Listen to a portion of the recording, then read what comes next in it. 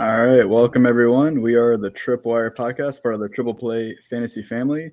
We're here every Monday night, right before Monday Night Football, 8 p.m. Eastern, on Twitter, YouTube, and Facebook. And we're here to talk about the waiver wire pickups every Monday to get you ready for your next week. You don't win your league at the draft. It's about making the right moves on the waiver wire that wins you championships, and we are here to win you championships. Best way to support us is to subscribe to the Triple Play Fantasy YouTube channel. Hit that subscribe button. Follow us on Twitter as well. I'd like to welcome Tobe and Alex back to the show. And we have a very special guest, our first guest of the show ever. We have Alexa joining us. She is a writer for Dynasty Nerds and a contributor for the SteelersDepot.com. Huge Steelers fan, and she's hilarious on Twitter. So welcome, Alexa. And you want to tell us a little bit about yourself in the fantasy space?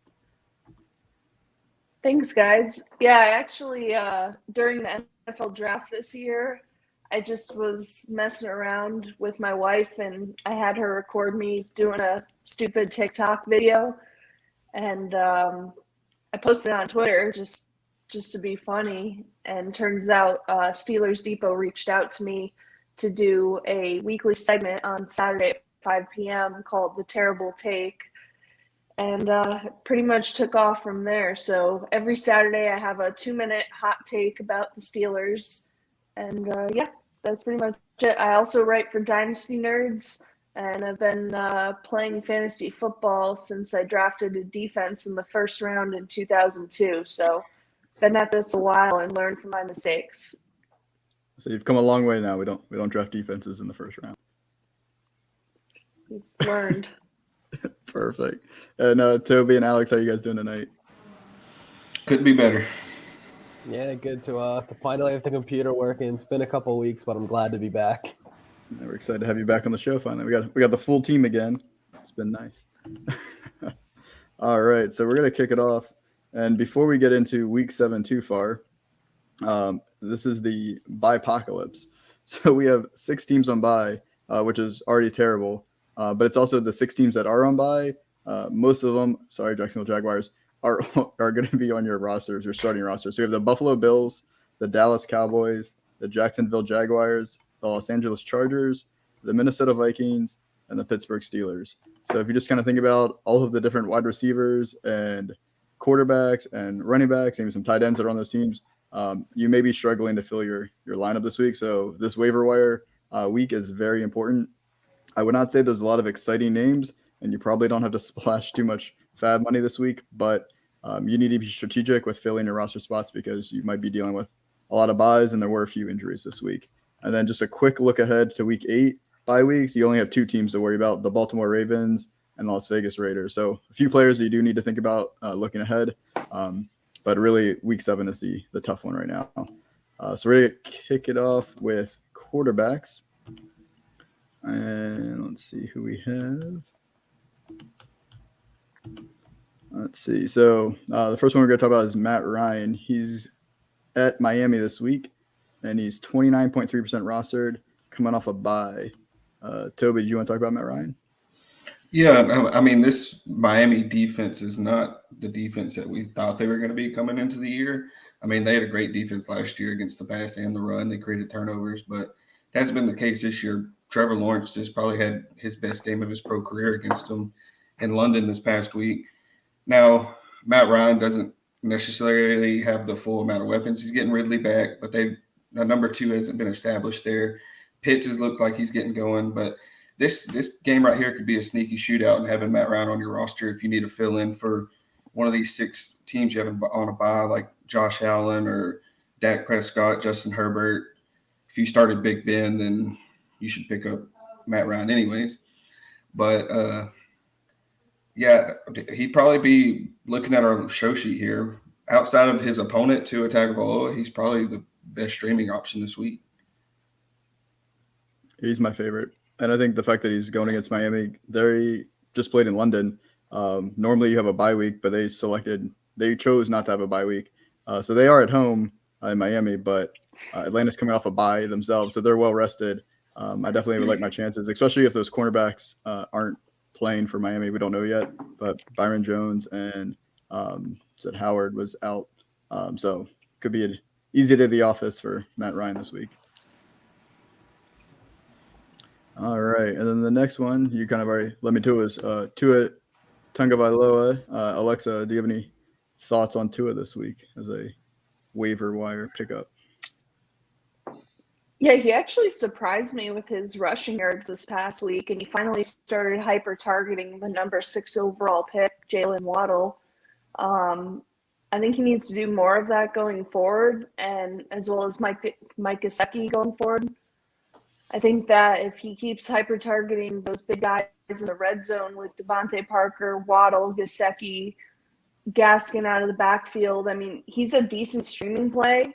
I wouldn't play him over guys like Brady or maybe Aaron Rodgers, but I would definitely play him probably over Kirk Cousins this week. I do like Matt Ryan better because Dolphins defense has just been putrid, but I like Matt Ryan and Tua.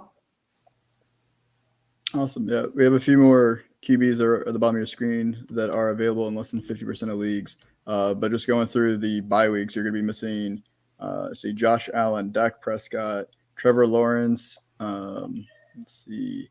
I am blanking on his name, but also Kirk Cousins, Ben Roethlisberger, probably your starter, and there you go, Justin Herbert. So I think I named probably 6 guys that you're probably starting. At least 5 of them you're definitely starting. So now's a good week to pick up a QB. But we're going to move over to running backs, keep the show going. So this is where it gets a little interesting as we had some injuries. But the first guy we want to talk about, he's 46.1% rostered. So he's actually pretty highly rostered. Great for PPR.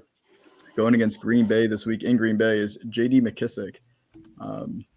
Alex, I know you are a Philly fan, but do you mind talking about the Washington football team and J.D. McKissic? Yeah, with McKissic this week, we all know he has that floor in the receiving game.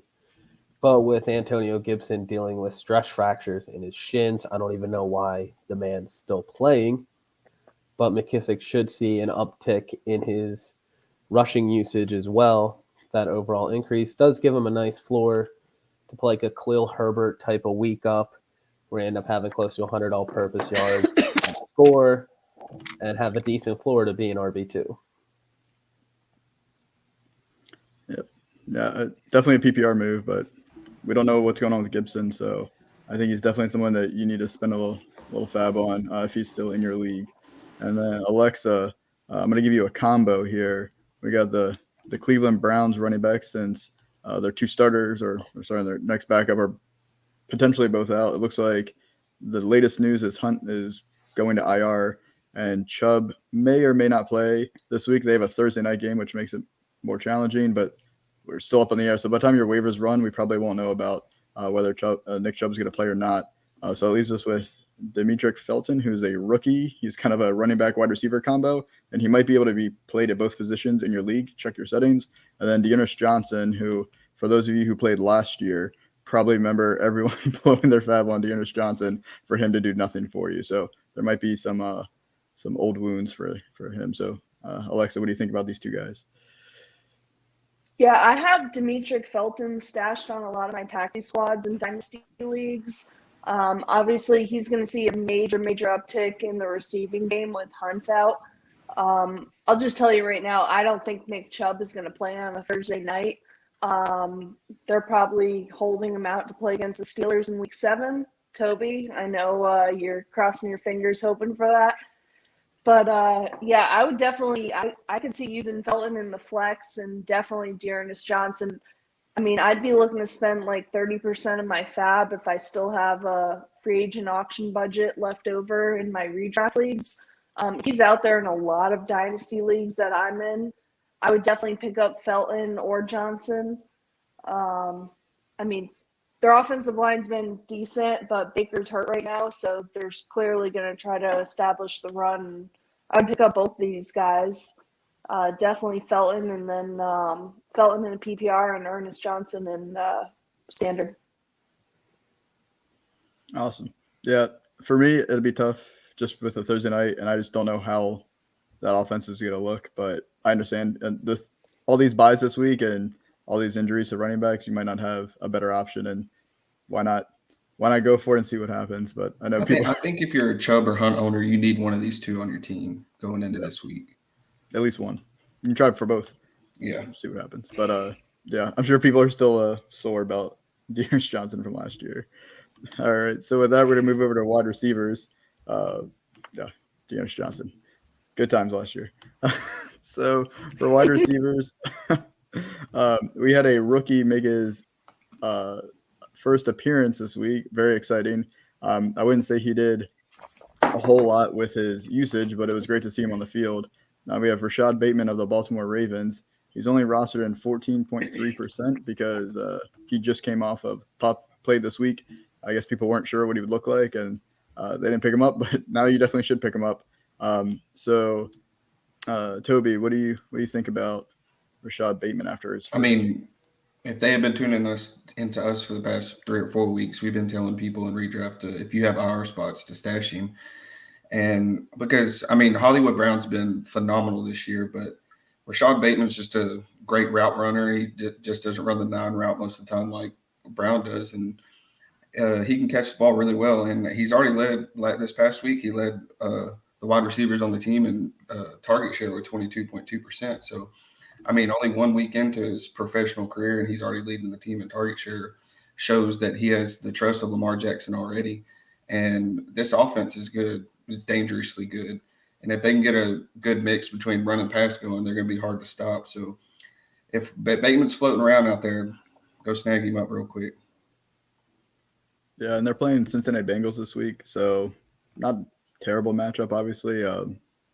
Their division, I don't want to call them rivals, but they're division mates. With as many wide receivers that you're going to have on bye this week, I think Bateman should be one of your top wide receiver targets this week. I think if you play in a 3 wide receiver league, you can start him as your wide receiver 3 this week. Yeah, this week you might have to start him as your wide receiver 2 with as many buys as we have going on. That is true. But yeah, definitely wide receiver 3 or flex. But even moving forward, I think he's only going to get better as the season goes on. Even though his stats didn't show it, his usage showed that it's going to be encouraging. The Ravens this week killed the Chargers on the ground. They didn't have to do much once they got up big. So we'll see better weeks ahead for Bateman, especially in more competitive games. Definitely. Now we're going to transition to another. It is there. It's for first place this week. Yeah, it is, which is crazy. So the Bengals, you have a shot at first place, third of the way through the season. But we'll see. So we're going to go to another rookie, Amon-Ra St. Brown of the Detroit Lions, who are not contending for first place. They're going against the LA Rams in LA. He's currently 11.4% rostered. So, Alex, how do you feel about Amon-Ra St. Brown this week? I'm feeling pretty good about him this week. I don't think they'll have Jalen Ramsey shadow. There's no reason for them to do that with how putrid the Lions offense is as a whole. But the last 3 weeks, St. Brown did see 23 total targets. He's playing close to 70% of the snaps. Who else are they going to throw the ball to? Swift and Hawkinson, they can't see all 35 Jared Goff pass attempts. St. Brown, at least for the next few weeks. Cephas is done for the year. Tyrell Williams, who knows if he's going to be back. It's one of those. He has a safe floor moving forward in a deeper league where you have to start at least 3 wide receivers. He's a guy you can slate in at your wide receiver 3 and be comfortable getting 10 to 12 PPR points for the next 3-4 weeks. Yeah, I was shocked when I was looking at his stats that over the last 3 weeks, he's had 23 targets on a 21.5% target share, averaging 7.7 targets per game. They're Jared Goff targets, so it comes with a caveat. But, the fact that he's getting that much work is at least encouraging for the second half of the season as you're hoping to fill in those injuries and bye weeks. So I definitely think he's worth a pickup, and I don't think a lot of people are really paying attention to him because he's on the Lions. Yeah, and with the bye weeks, you want guys who can get you a non-zero. That's what St. Brown's going to do with the volume that he should be able to continue to see. All right. And then, Alexa, I know you're a huge Steelers fan, and you've already talked about 2 Browns, but let's just keep the theme going. And we got Donovan Peoples-Jones. He's going against Denver in Cleveland, only 1.2% rostered, and he probably just had the best game of his career. He might be the only healthy Brown left, but how do you feel about him going forward?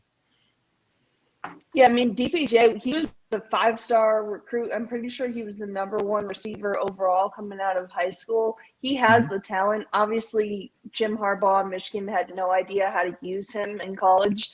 So, I mean, maybe the Cleveland Browns have something with their late round flyer wide receiver.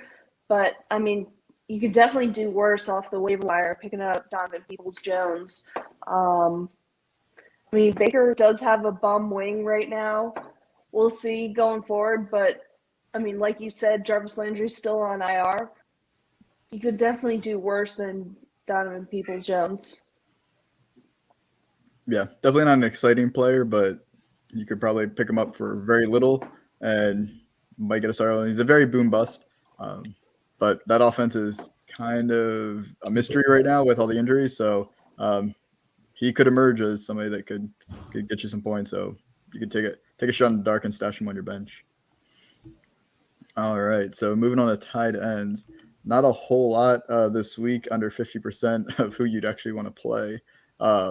So hopefully you already have been listening to us because we've talked about Dawson Knox already and Schultz, and we've actually already talked about Zach Ertz. So we're not going to talk about him tonight, but we've named a lot of tight ends that have actually done pretty well for multiple weeks that hopefully are on your roster already. But just in case, we have Ricky Seals-Jones of the Washington football team. He's going against Green Bay. He's 19.1% rostered.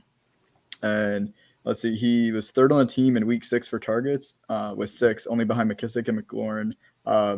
He's 15 targets over the last 2 games, which is second on the team behind McLaurin. And he's led all tight ends in the NFL for snap share each of the last 2 weeks. So he was 98.8% of snaps in week 5. So I think he missed 1 snap. And then this past week, week 6, he was 100%. So he's on the field a lot. And until I'm blanking on his name, Logan Thomas, who I should know, Virginia Tech. Logan Thomas, until he's back, Ricky Seals-Jones is in that role. So he's just going to keep getting targets. We'll see how long Heineke stays in there. Don't know when Fitzpatrick's going to come back. But if you're this desperate right now for tight end with this many bye weeks and injuries, he's probably your best pickup just because Ertz is rostered in almost 50% of leagues already. So if he's there too, I wouldn't mind getting him on that high-powered offense with the Cardinals. But your best shot of someone available is going to be Ricky Seals-Jones this week. All right, we're going to take a quick break to talk about Monkey Knife Fight. So if you are a first-time user, you can use the code TRIPLEPLAY when you make your first deposit, and they will match your deposit as long as you deposit $10 up to $100. So it's free money. If you haven't played Monkey Knife Fight before, it's a daily fantasy football, but it's not like you're setting a lineup. It's not your standard DraftKings, FanDuel. It's basically prop bets. Who's going to score more points? Is it more yards, less yards, more touchdowns? Who's going to score? Who's not going to score? And you're just making a choice. And the more options you pick, the more money you can win. It's a lot of fun, really easy. And it's not just football. They cover so many different sports. And we're now getting to that peak fall season of lots of different sports. So get on Monkey Knife Fight, try it out, use Triple Play as your code, and get some free cash and have fun. All right. So last but not least of waiver wire pickups is DSTs. Again, not a whole lot going on with based on matchups and based on bye weeks, but we have the Atlanta Falcons going against Miami. And then the Las Vegas Raiders are going against Philly. So sorry about Philly, but their offense is just struggling a little bit here and there. I mean, Jalen Hurts still gets you 20-plus points every week, which is great, but he's also known for some turnovers. And then the Falcons go against Miami, who are, like we already talked about, coming off the London game. There's not a whole lot of options out there, but that's what you got right now. The Cardinals are pretty sneaky too. They're at like 50.7, so they're out there. Yeah. But they have the Texans this week, so if they're out there, I'd look at them as well.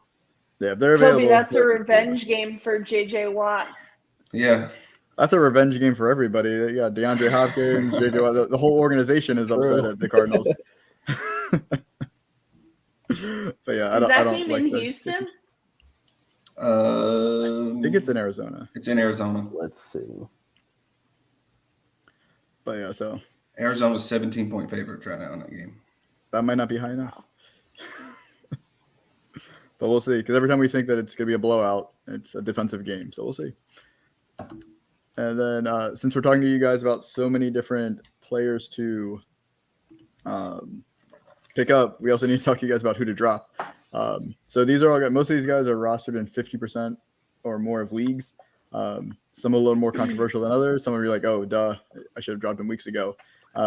First one we talked about him last week as well is Russell Wilson, Seattle Seahawks quarterback. This is only if you don't have an IR spot.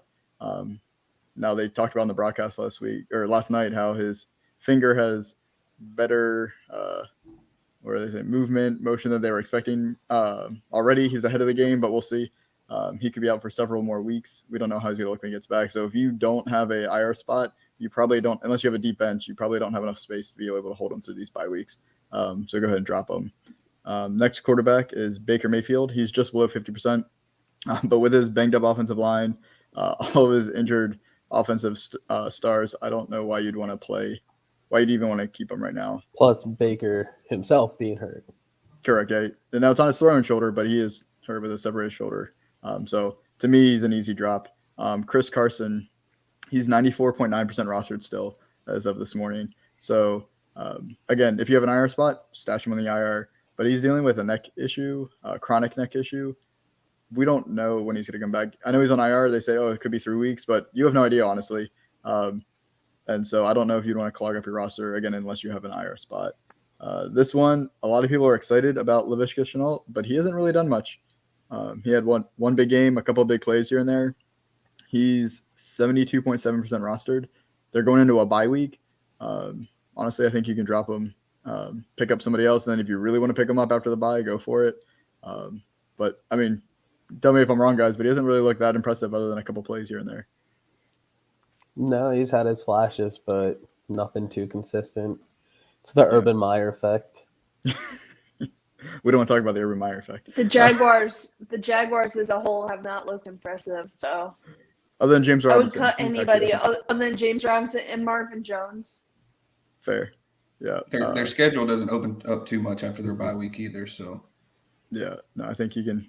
Like I said, if you really want to pick him up next week after the buys, go for it. Or maybe let someone else pick him up and let him ride on his team. Then Robbie Anderson, so much excitement and hope going into the season. He's even had 29 targets, I think, in the last 3 games, which is incredible. I think he turned it into 12 catches. He had 11 targets yesterday for 11 yards. Yeah, he got a touchdown at the end, which made it look decent. But at this point, just drop Robbie Anderson. You don't want to deal with that headache. I know as soon as we tell him to drop him, he's going to end up having a blow-up game. But, I mean, with all those targets and he still can't do anything with it, I think at this point, just let another team suffer with him. And then another exciting wide receiver that we were really, really hoping would be a wide receiver 1 this year is Brandon Ayuk. Now he's coming off a bye week, so maybe things get better, but I haven't seen it yet. I think Garoppolo might actually start this week. That's what the latest report's showing. So who knows what's going on with that passing game, and he hasn't been able to do anything. So I think he's an easy drop at 61.6% rostership. Same with Devontae Parker of Miami. He's injured. He's still at 56.4% rostered. Even when he comes back, I don't know how much work he's going to get. And then his teammate, Will Fuller, is on IR with a broken finger. He's 51.5% rostered still. Just go ahead and drop him. Even if you have an IR spot, save that IR spot for somebody else. Will Fuller can't stay healthy. And when he does, he's not consistent. Juju Smith-Schuster is out for the rest of the season, and he's still 50.2% rostered. So unless you're in a keeper league, and even then, I don't know if I'd keep Juju. I don't know why he's still on half the rosters, and that's still way too high of a percentage for even to be like those dead leagues that aren't even playing anymore. So if he's still in your roster, just go ahead and drop him. And then Robert Tonyan, tight end for Green Bay, 57.7% rostered. I think he's had one good week where he scored a touchdown. Other than that, I don't think he's exceeded more than like 3 points each week. So there's so many other tight ends you can pick up that have even a better chance at scoring a touchdown than Tonyan at this point this year. So go ahead and drop him. And then last but not least, another tight end that we were all hoping for would really do something this year is Jonnu Smith. He just doesn't have it. He barely even ran any routes this past week. I think I saw, was it around 8 routes or something? Maybe 11 routes. It was a crazy low number. Clearly Hunter Henry is the focal point of that offense from a tight end perspective with the Patriots. it's not Johnny Smith yet. Maybe later in the season it's going to turn around, but for now he's not worth being on your roster, and he's 54.1% rostered. Pick somebody else up. I will say, though, coming off the bye, I would give Ayuk one more week on your bench. You never know. He could have gotten out of the doghouse with Kittle still being on IR. Who knows? Ayuk could have a role again. I'm praying for all my team's sakes, but not extremely optimistic about him, to say the least. Hey, if you want to give one more week leash, that's fine. I'd give him one or two. You just don't forget how to be really good at football. Yeah. And he was really good last year. It's a baffling situation. I think the only two guys that are on your wire that I would consider dropping Ayuk for is probably Mooney and Bateman. Those would probably be that. It'd be close to. It wouldn't be just like It wouldn't be. I'd have to think about it. Fair enough. All right, and with that, we're gonna wrap it up. Alexa, can you remind everyone where they can find you and all of your fantasy football content? Yep. At Alexa Trade Talk on Twitter and SteelersDepot.com. Every Saturday at 5 o'clock on The Terrible Take, I drop my Steelers hot take. And next week, it's definitely going to be that the Steelers are going to cover the spread and beat the Browns, Toby.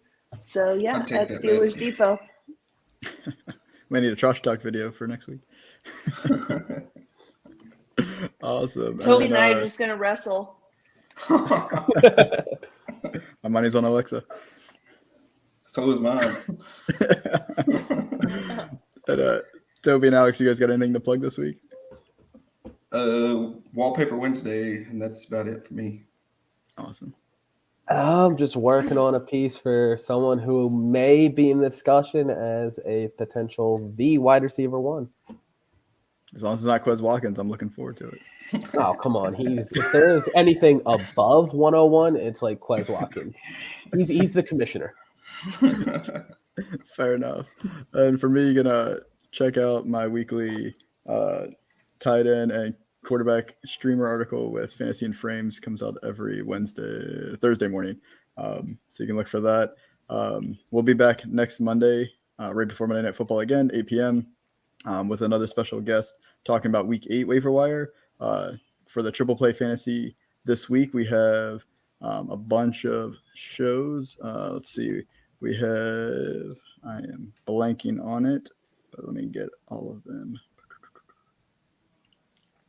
All right, here we are. So for baseball, they're interviewing Russ Ortiz, and we have a football interview with Jermichael Finley.